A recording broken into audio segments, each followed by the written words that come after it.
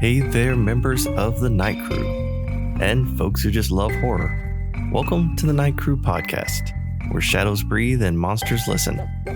This is the podcast where we get cozy with the creepy, the frightening, and the just plain undead. I'm your host, Brad Ricks. Now, a few updates before we dive in. Mark your calendars for July 3rd. That's the release date for the Night Crew 3 Hunting Ground. If you'd like an ARC, email me, brad@bradricks.com.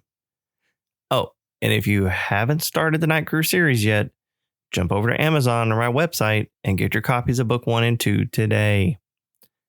Now, speaking of the Night Crew, I entered it into the Haunted Minds Book Club Graveyard Rumble. First round of voting is on May 4th. I need all you Night Crew members to vote. Also, I redid some of my social media stuff. The Night Crew podcast now has a Facebook page. Go and like it. I've also created a reader group for those who've read and enjoyed, or didn't enjoy, I don't care, my books. It's called Brad Ricks' Book Crypt.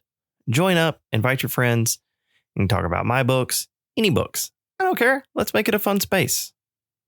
And last, if you're a fan of the Night Crew podcast and would like to order a t-shirt, they are available on my website. Hop over and order one. All right.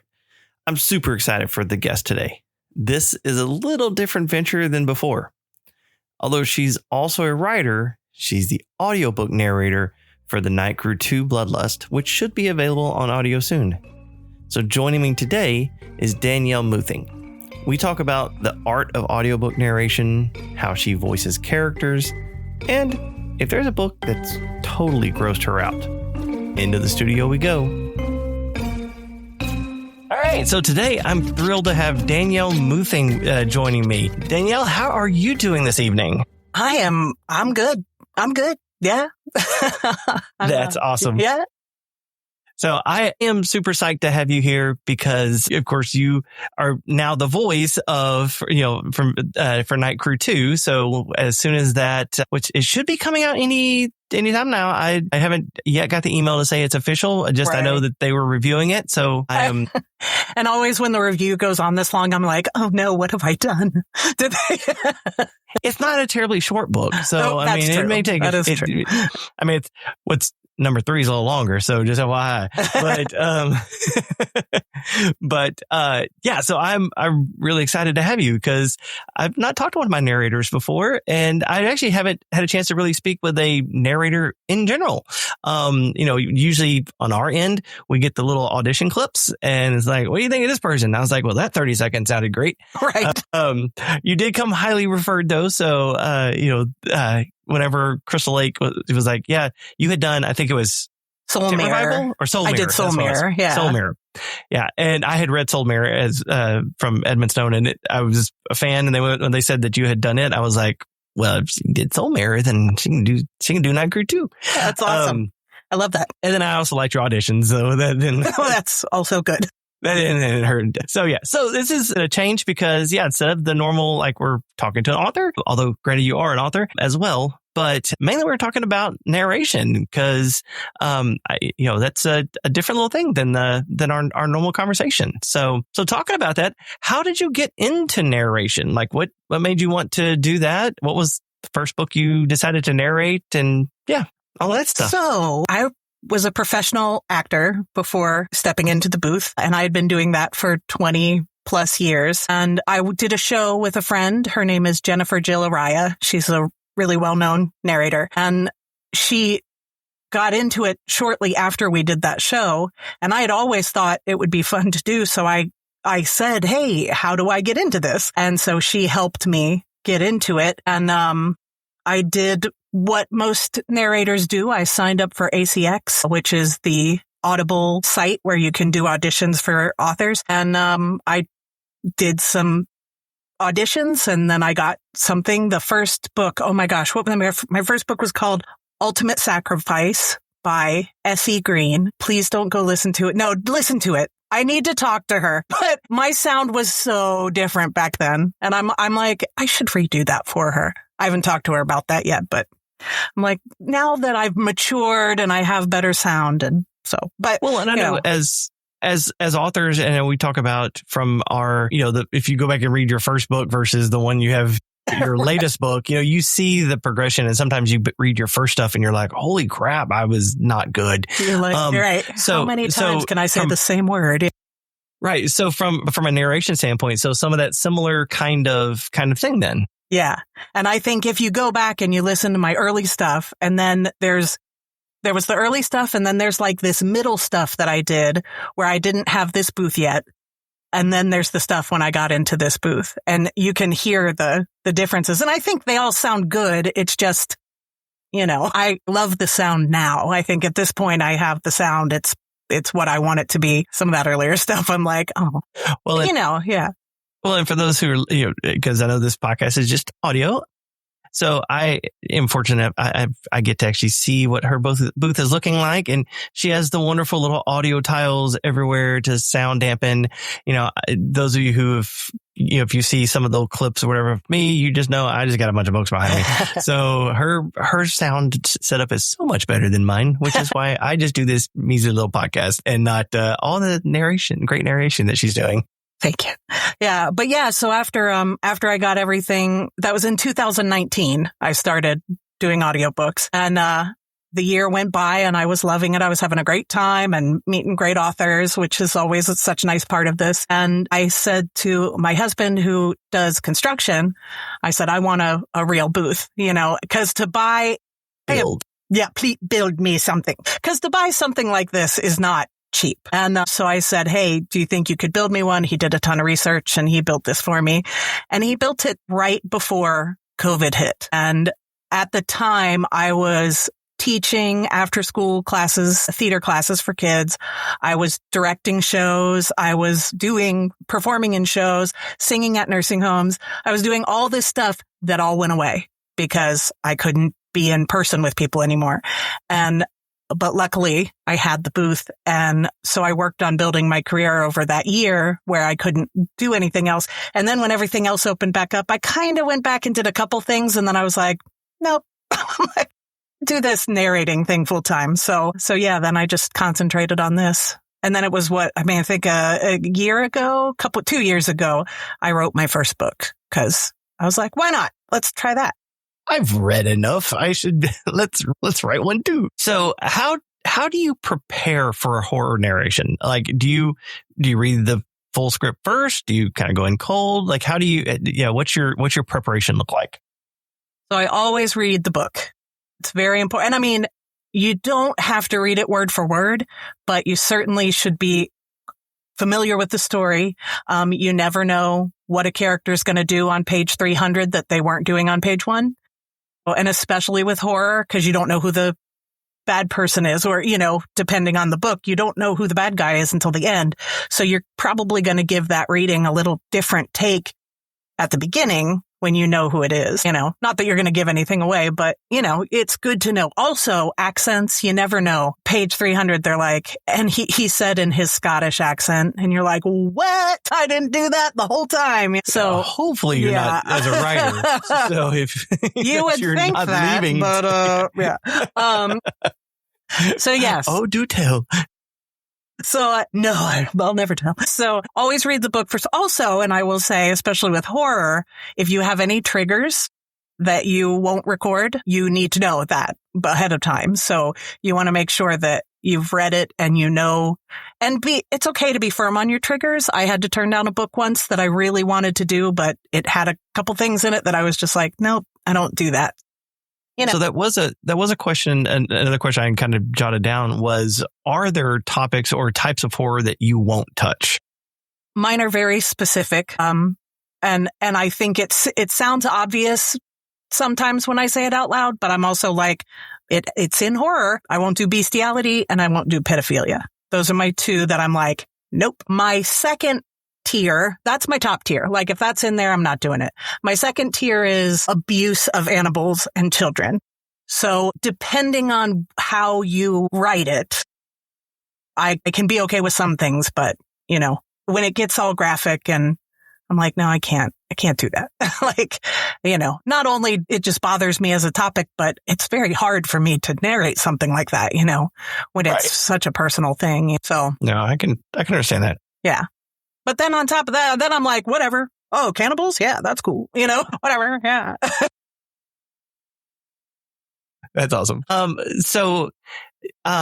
How do you differentiate between characters, like vocally, especially if there's an, ensemble kind of horror scene? So there's lots of characters in the same room and dialogue's just flowing back and forth between them. So let me tell you about this book I just recently recorded called Night Crew 2. By all means, tell me about let's talk about that. So there's this crew of hunters, right? And they will have meetings where they sit in a room and they all talk at the same time. And then they also talk to their, what do you call them? The Intel. Yeah. So like Intel comes along and then all the other people. So you'll have like 5 or 6 voices at the same time. So what I do, I have my man voice and I have my woman voice. Those are my standards. And then now luckily you gave me accents. When there's accents, we're good. That's easy to make them different. But then it was like, oh gosh, I can't think of any of their names right now. Jax. So Jax, he's a tough guy. So he would have that more tough guy voice. And, there was Nate who had the really deep voice. And so Nikki's Australian. And so there was my Australian accent, which is, it's fine. I fell into it as I was going, I was like, okay, I'm getting there. No, she's fun. I love Nikki. I love her. What a great character. She's a fun one to write. That's for sure. She's so cool. And then you have, I don't know, can I talk about the bad guys in this one? Yeah. Do you know? Okay. So there's these succubi, right? So there's 4 of them and they're all gorgeous females. And then you're like, how do I make all 4 of these women sound different and different from Nikki, although she has the accent easy, but how do you make all these? So it's always thinking about like, where do you put it in your throat? Is it high? Is it low? Do they talk slower? Are they faster? Is it in their nose? Is it, so it's all that kind of stuff. And then and even if it's just a little different from the next one, that's good enough. At least they sound different enough. So it's a lot of that kind of stuff. When it comes to stuff like that, do you have a cheat sheet that you keep on, like little notes that you make for each kind of character so you know what to do? Yes, I have a character sheet that I fill out. Sometimes, depending on who I'm working with, sometimes I'll have the author do it. I don't usually do that through production companies just because, it's all taken care of through them. I may have did I ask you about, I think you answered it already. It was Thomas. Because when I listened to the original, the first book, the man who narrated it, which I can't think of his name, and I'm sorry about that. Off the top of my head either. I'm sorry. Yeah, I know. I feel bad. But he had an accent. He had a British accent, which was beautiful. But I was like, does Thomas have an accent? Because I was like, everybody had an accent, so I wasn't sure. And you said, yes, he does. So then I knew that. What was the original question? Now I can't even remember. You said... Well, just kind of talking about, originally it was about how you kind of differentiate the characters in an ensemble, but then also having that kind of cheat sheet so that as you're coming up to a character, you... Right. So not only do I have my character sheet with all of that filled out, I also have voice files. So every character, I keep a voice file of them so I can go back and listen to them. And a trick I learned in theater when I had to do an accent on stage, you try to find a line that kind of drops you into the accent. And I cannot think of, Nikki had a line and I can't think of it right now, but there was something that I would say that would get me into her voice. So if I was having trouble finding it, I would stop, do the line, and then I could do it. But yeah, I keep voice files on everybody because even like the small person that said one line in a bar or whatever, I'm like, keep the voice file because, in book 3, that person's going to be a main character. And then you're going to be like, oh, man, what do they sound like? Or, what? Don't say that. Spoiler. No. Spoiler. I have not read 3 yet, but I'm gonna. So, one thing with narration where I guess, as a writer, we get a little bit, I won't say our job's a little easier, but I mean, as you're writing it, there's things that we can put in. We're having to do things like build and sustain dread through your voice alone. So how do you how do you do that, without dramatic music and sound effects and stuff like that you would get, like if it's a movie or some kind of, huge production kind of thing? Yeah, it was interesting coming from the stage. You have to act to the back wall. So you have to act to the theater, all the people. And when you come into narration, you're acting to the person who's listening. So I always just try to think I'm telling this story to someone. And sometimes I'm just telling the story to myself. I'm just having a fun time enjoying the story. And so being able to get into the characters and get into the writing and the scenes that are happening, that's just, just trying to get it into your body and feel it while you're reading it is what I do. So being in your wonderful little booth there and very isolated and very, kind of in your head, do you ever scare yourself while recording? All the time. Yes. My favorite, though, is my husband will come down because I have the door closed. I have the earphones on. I can't hear anything outside of the booth, and he'll come down, and he's usually pretty good about waiting until I've stopped talking but he'll open the door, and I'm not ready for that. He'll just scare the crap out of me. He always gets me like right at the scariest scenes that I'm recording. But yes, there are times even when he doesn't do that I scare myself. And I'm like, don't do that. Stop with your imagination. Nobody's in the booth with you, Nice little soundproof booth. Yeah. And then suddenly you hear something. It's like, right. And you're like, that's not good. That's not good. And it's so funny because by the time I sit down to record the story, I've read it at least 2 or 3 times before I've even sat down to record it. So I know the scenes. I know what's happening, and I still scare myself. So that's because they're well written, there's really great stuff. So, yeah. So what's the most disturbing thing you've had to narrate? And like, how did you kind of get yourself through it? This is such an easy answer. No One Rides for Free by Judith Sonnet. So it was the first book I ever did with Fright Night Audio, first book I ever did with Judith. And I was not mentally prepared. I auditioned for it thinking, I'm not going to get it. I don't know. I knew about it. It was really big on TikTok. It blew up on TikTok. So I knew about it. And I saw that the audition came up, and I was like, I've never recorded extreme horror before. And I thought, oh, it'll be all right. It's just acting. It'll be fine. So I auditioned thinking, oh, I'm not going to get it anyway. And of course they were like, you got it. And I was like, great. So, so I read it, and I was like, I had a panic attack, like no lie. I was like, oh my God, I have to record this. And it's an amazing book, but it is brutal and just stuff I just wasn't ready for. So I reached out to Joe Heppel, who runs Fright Night Audio, and I said, I'm freaking out, man. What do I do? And he talked me through it. He was great. And he said, if you really feel like you can't do it, I understand. You can walk away from it, but you'll be fine. You'll be fine. And then I did it. And I think it turned out, I think you can hear the emotion in my voice through the whole thing. I did cry while I was recording it because it was so hard, but I love it, and Judith is amazing. And I've done 1 million books with her now. So, it's, I'm really happy that I got to do that one, but it's not for everybody. Be prepared. Yeah, that one, it is extreme horror. And yes, it's not for the faint of heart. Not at all. So what does your typical warm-up routine look like? So I start out with steaming. So I steam in the morning, unless I take a shower, and then I just count that as steaming. And then I do breathing exercises. I found that it was something that and it was so weird because I was like, why is my breath so weird in the morning? And I thought, why don't I add breathing exercises? That makes sense. So I do a lot of breathing exercises just to kind of get my lungs to wake up.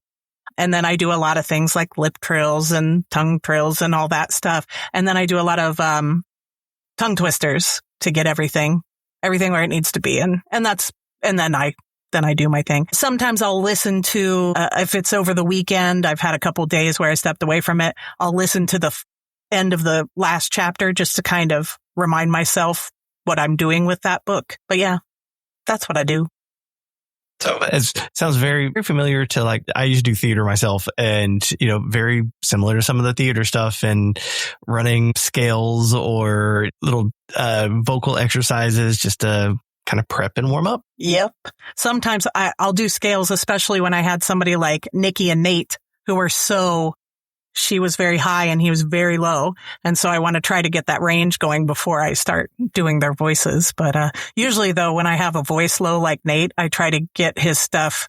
I'm like, okay, hopefully I'll do it first thing in the morning. Not that I pick his stuff out, but, I'm like, I hope a Nate's in this one. Because my voice in the morning, I'm a bass, Now, when you're doing the recording, do you sometimes piecemeal and like, okay, I'm gonna hit these lines and then go back and hit these lines later, or do you try to do it all in one, in linear fashion?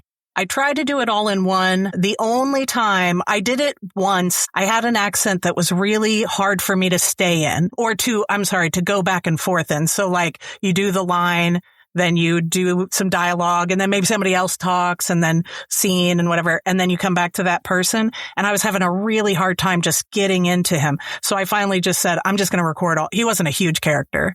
So I was like, I'll just record all his lines and I'll piece them in later. And that was all. I did that one a long time ago. So I was like, I don't want to do that anymore. So I've gotten better about, like I said, finding that line or something that'll get me into the character. But it happens from time to time. It's a lot of work to do it that way. And you can, but yeah. Yeah, because from editing standpoint, then you have to go back and edit things together, make it sound natural, right, all that. Right. It's easier if you can just do it all, together. Yeah, I know. I could see that. Let's see. How do you find yourself? How do you voice something that's meant to be like a better term, wrong? So, inhuman, distorted, something deeply unsettling, that kind of stuff. Right. For example, succubi when they turn into demons. That is true. Right. Yeah. And I didn't go all out on that one. I did a little bit for them when they were demons, but, so it's another thing to think about, especially when you're prepping your book. So when you read it to begin with and you're making your notes, you want to think about how often is this character, this voice going to show up in this book? Because if you're doing something really gravelly, you're not going to have a very long recording session because your voice is going to get real tired. Yeah. So I'm trying to think of what's the craziest voice I ever did. I try not to go too far. I think sometimes when you're listening to a book, you don't want it to be too crazy. Like you don't want it to blow your eardrums out or whatever. But yeah, I think it's just mostly just being aware of how much you're going to have to do that character and where you want to put it in your voice. Early on, I started a series. She laughs when I talk about this, but I did a book called Life Sucks After You Die by Crystal Rain Love. And I think we're coming up on the 9th book now that I've done with her and of that series. But there's a character in it named Ryder, and he is a vampire. And I gave him this super low voice, like as low in my range as I could do. And then as the time went on, I was like, why did I do that? Like, I can't keep that up. So I think if you listen to some of the later books, he's not quite as deep as he was in the first one. To message her and be like, I need you to add I need a story arc where his voice gets higher. Yes. He'd be like, he woke up one day and decided not to talk like that anymore. Please. But yeah, so I love Ryder though. We all do. So are you actually a horror fan in your personal life as well? Or is this more just like, reading it kind of thing?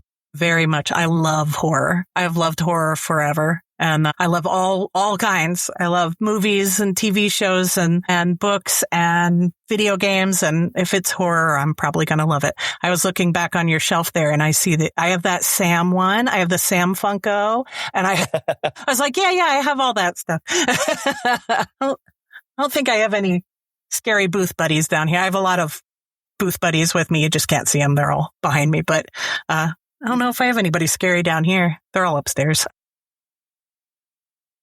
Yeah, I had to do my background of all my books and stuff. Just, it's not all the books I have. I mean, they're scattered all throughout this house, and it's it's kind of terrible. I understand.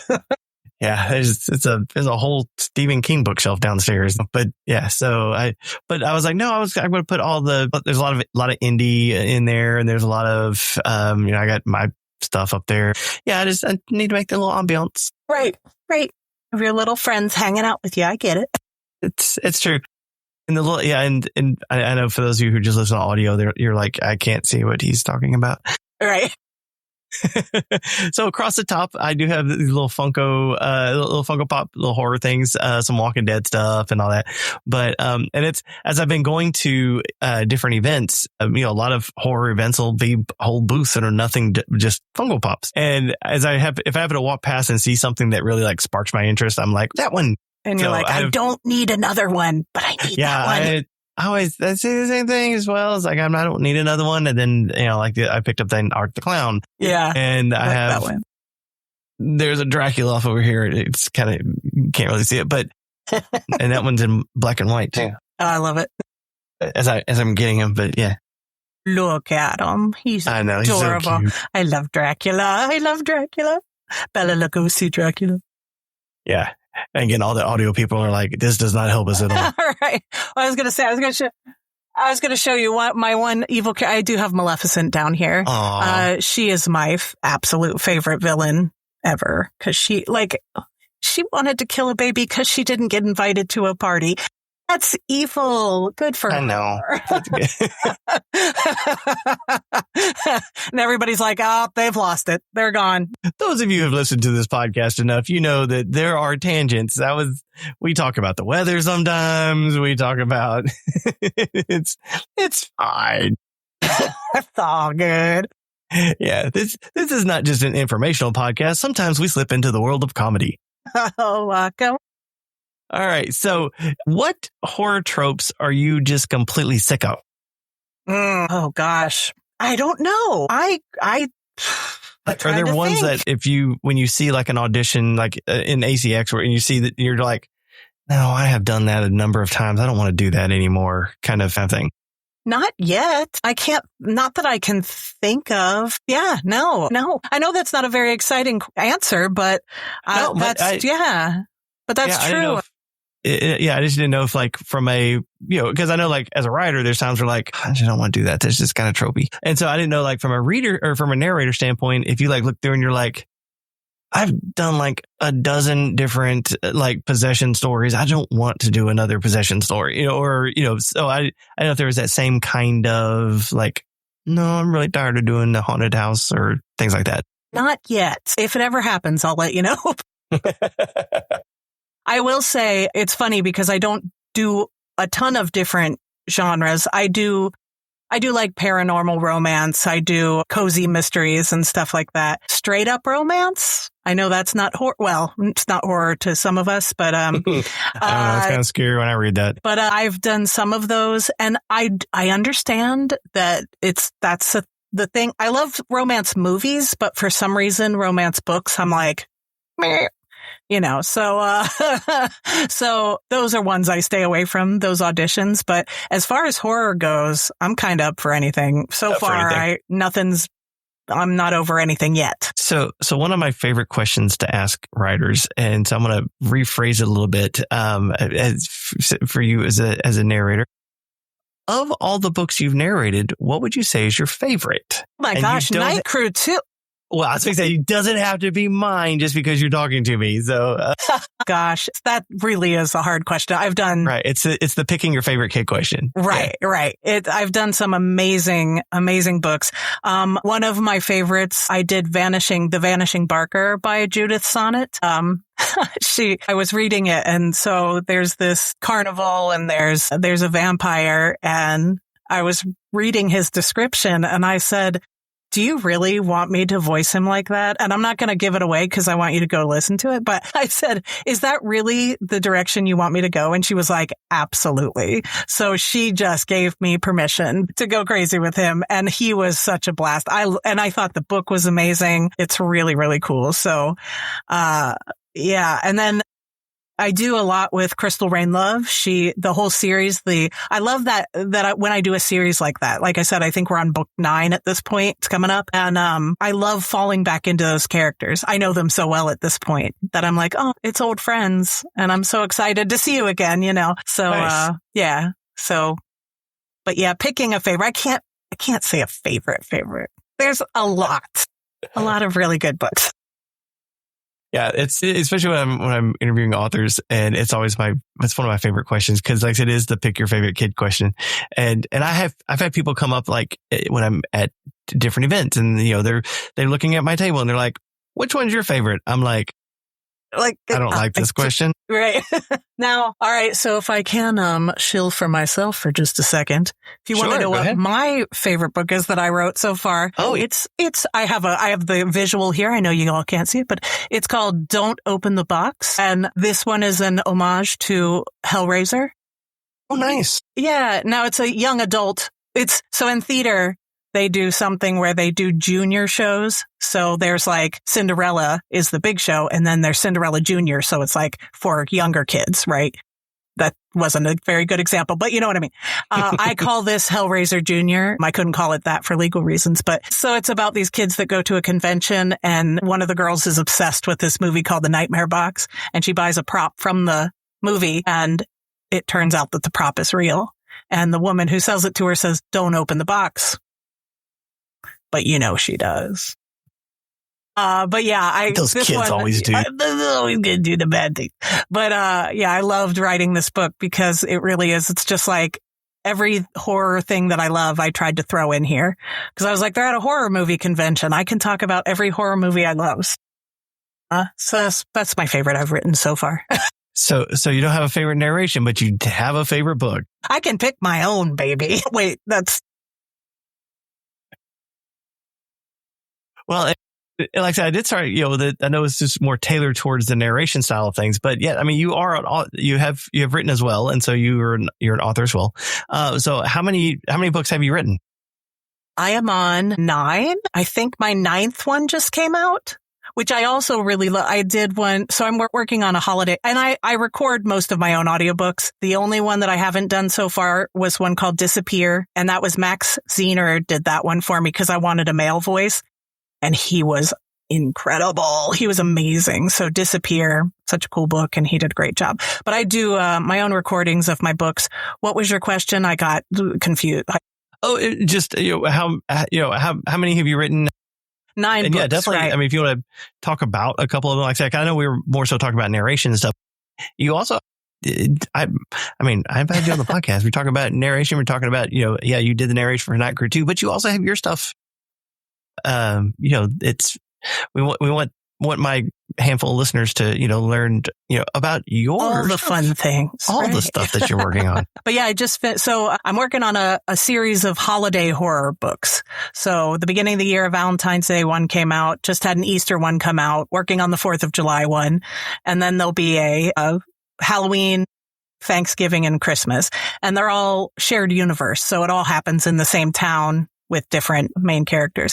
But I just finished recording Eggs, which is the Easter one. I just finished recording that one this morning. So that'll be out soon. 2 of Hearts, which was the Valentine's one, just came out on audio yesterday, I think. It just came out. So yeah, that's what a great thing I get to be able to do with recording my own books. Coming as an audiobook narrator first, I already had the skill to do it.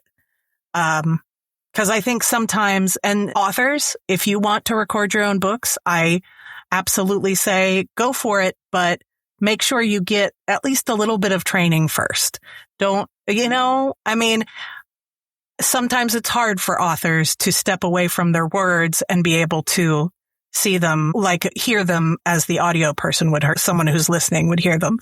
So yeah, it's something to think about if you're doing that. But you can also find yourself a narrator through something like ACX or Crystal Lake Publishing or whoever happens to know some narrators, Well, and I enjoy from the author perspective, hearing how narrators, read the story, and because as you're reading it and as there's a different, take on the words, almost like, because if I'm reading it, I know where I put the emphasis and all that kind of stuff. But if you're reading it, you may interpret a line a different way than I did, which doesn't make it wrong. It makes it different. So as an author, it's like, well, that's a different take on that I didn't think about. And so I enjoy hearing others read the work versus just wanting to do my own. Yeah. Well, that's when I did Disappear, and Max, I got to listen to all these different auditions, and boy, it was tough. And that was the first time I'd ever done that, of being on the other side of the audiobook. And I was like, wow, there's some amazing narrators out there. They all sent in their auditions. So it was hard. It was so cool to hear all the different takes on the writing and what they thought. And I was like, okay, yeah, I like that. It was cool. It was very cool to listen to. But yeah, and it also helped me as a narrator, because I was like, okay, now I'm hearing what an author hears. I'm hearing all these different things. And not that I was ever like, coming from theater, you get used to rejection, and you're like, it's not always about me. There's 100 things as to why it isn't you. And so that helped when I came into audiobooks, because I'm not always like, I didn't get it because I'm the worst narrator ever. No, it's always just like, I just wasn't right for that project, And so then when you do get it, it's very exciting. So, yeah. So another question I have. So I've seen on, I think it's TikTok, or either TikTok or Reels. I don't remember which, and it may have been both. So I've seen you do bloopers of the stuff that you're recording. So do you video record all your sessions as well? I don't do all of them, but if I'm feeling it a certain day, I'll just set my camera up and I'll just record myself throughout my recording session. And then I go back and I edit all the mistakes. I put them all in. Well, all the good ones. Because there's a lot, but I try to just find the funny ones and put all those in. But I always think that's really funny. And when we're recording, you do something called punch and roll.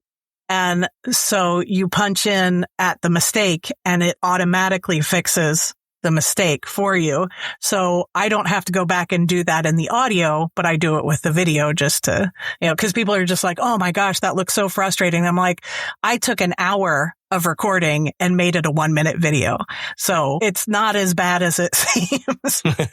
Now, of course, I'm getting mad because I'm like, just say that word right. Why can't you say that word right? And as you get tired, words don't make sense anymore. And, I always laugh at myself because I'm like, oh, man, this is tough. Yeah, I saw one that you did. I think I had talked about the parts of a whip and the thong of a whip.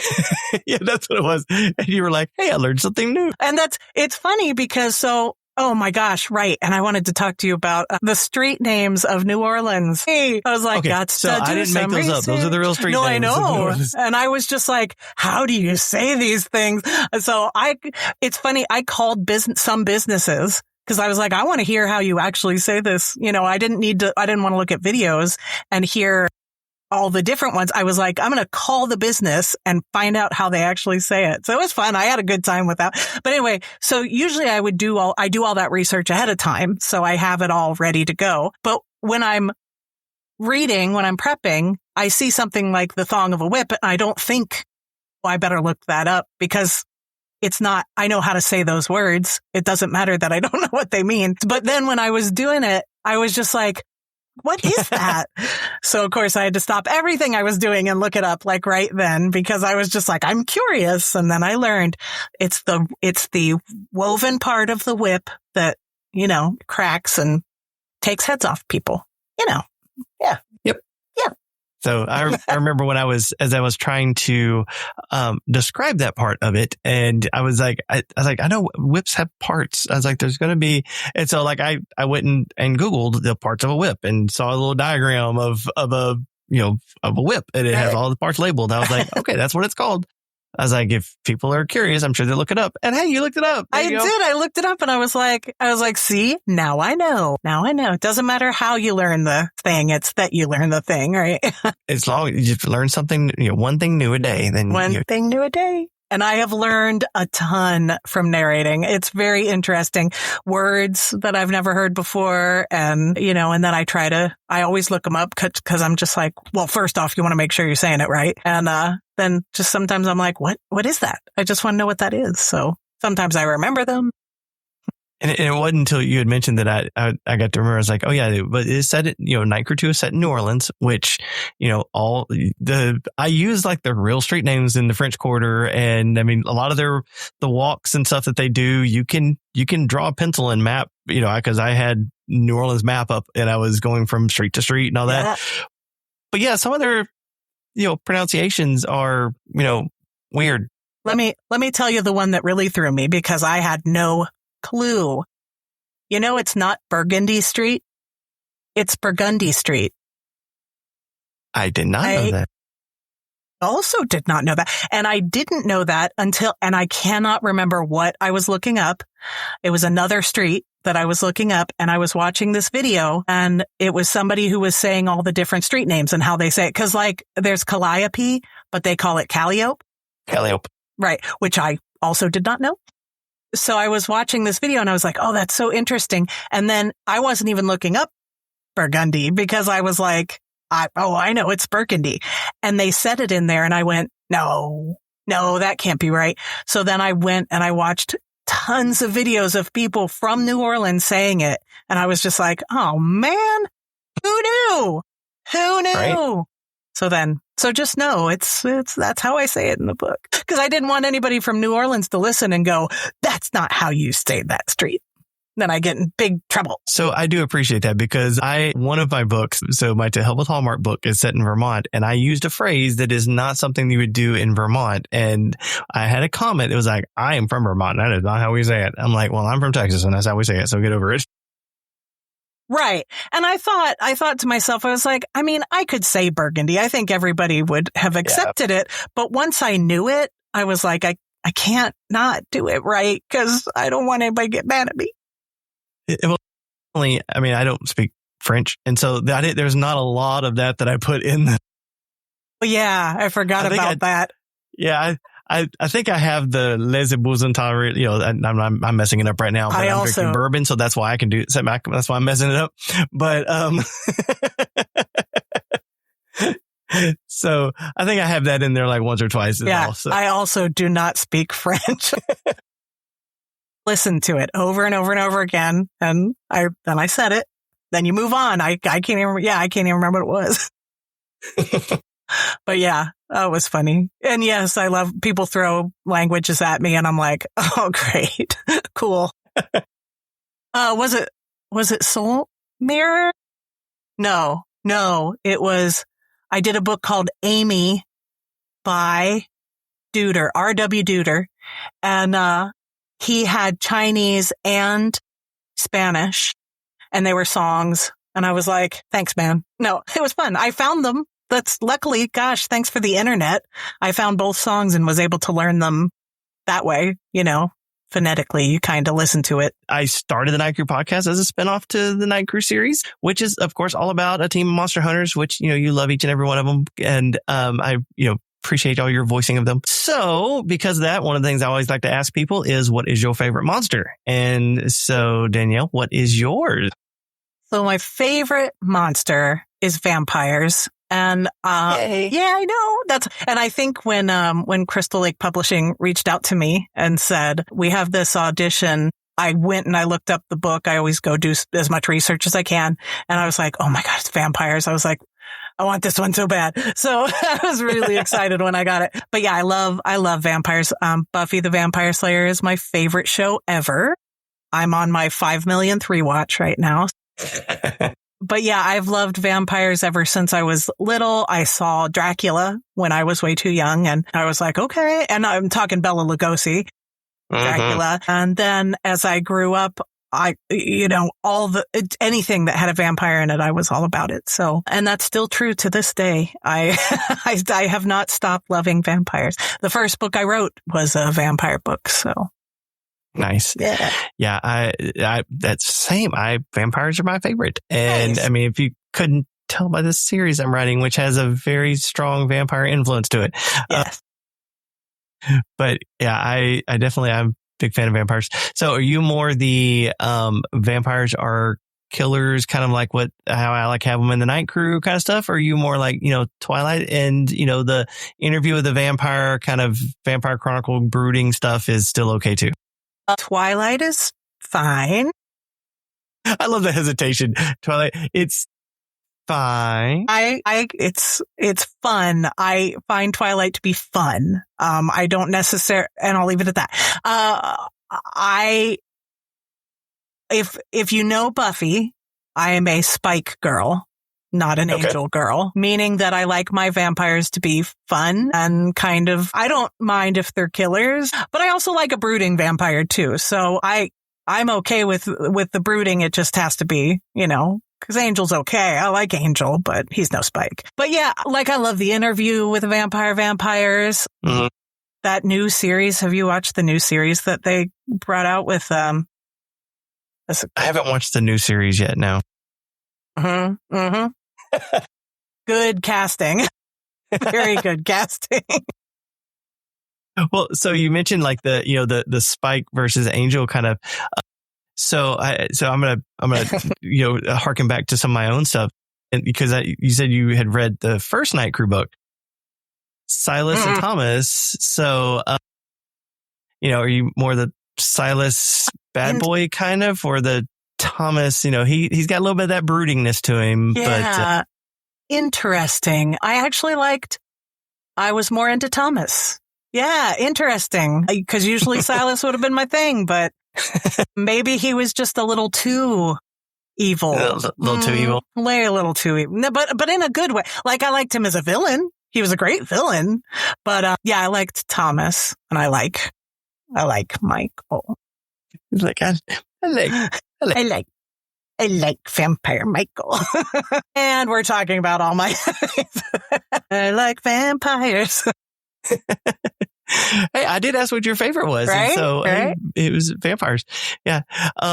So I can make this reference, and you as a vampire fan and as a narrator, voice person will get this too. How terrible was Keanu Reeves' accent in the Bram Stoker's Dracula? Here's the thing. I flip and love that movie. I love that movie. I saw that movie. I was, when that come out? 94, 92, something like that. Yeah. I was obsessed with that movie. Gary Oldman is so perfect. So what's the line? I have waited centuries for you, or something like that. I love that movie so much. But yeah, Keanu, bless his heart. I mean, he's such a good guy. But every time I watch it, I'm like, it hurts. It hurts. And Winona Ryder isn't much better. And I love them both. I think they're both, he's like one of the best humans on the planet. And, she's wonderful too. And so it's not against them as human beings, but yikes, those accents. His little English accent. It was, I did an episode of the podcast where I was talking about vampires in the movies, and I actually used a clip, and I was like, it's such a good movie, but it's you just have to just accept it and let it be, and just watch for Gary Oldman, because he's incredible. He's incredible in everything he's in. So, but wonderful Dracula. Yeah, I thought he did he did a good job. Yeah. So it is one of my favorite Dracula interpretations of the book. Yeah. Yeah. Right. Okay. I got to go watch Dracula. Bye. No, kidding. Yeah. So yeah, everybody needs to go listen to the stuff that Danielle does and watch Dracula. Yeah. Right. Enjoy all the vampires. So, all right. So as we kind of wrapping stuff up, because, I've been holding you here for almost an hour now. So, any advice for aspiring narrators? So if you are looking to get into narration, I would say definitely look into the coaching. If you're really serious about it, make sure you look into coaching. Let me backtrack though. Before you get into any of it, here's what you do. There's a video on YouTube. This is not I didn't come up with this because I did this myself when I started. But I can't remember who put the video out, and I'm sorry. But you go find a book that you love, and then go sit in your closet, close the door, and then just start reading that book out loud. Every time you mess up, stop and go back and do the sentence again, and then continue. If you can do that they say in the video, it says 2 weeks, do it for 2 weeks. I say, you're going to know pretty quick if you can handle it. But it's a really odd feeling to sit in silence and read, and just because a lot of people think I read out loud. I read books. I love books and I love to read. Right. But when you have to say a sentence for the 5th time and you're still screwing it up, like, you're going to learn really quick if you think this is fun. And like I said, you're not reading a book once. By the time you're done, you've probably read it about 5 times.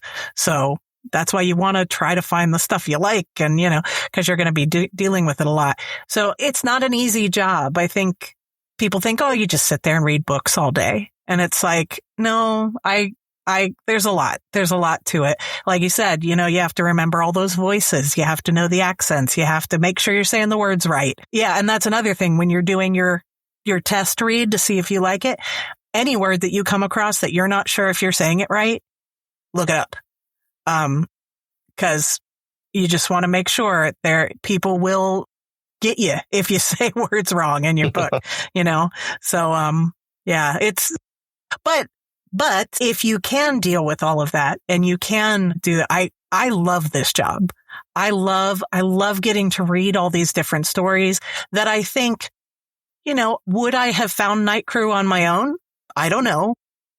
Maybe, but I don't know. But I did, and now I've read it, and I love them. And I swear I'm not just saying that because I'm on your podcast. But even like Judith Sonnet, Crystal Rain Love, I don't know that I would have found these people if I wasn't a narrator. And, and I've made friends with a lot of the authors that I've worked with, and we stay in touch and we talk about stuff outside of books. And just because I just think this is such a great job and I love every aspect of it. So yeah, if you're able to do it, it's really a rewarding job.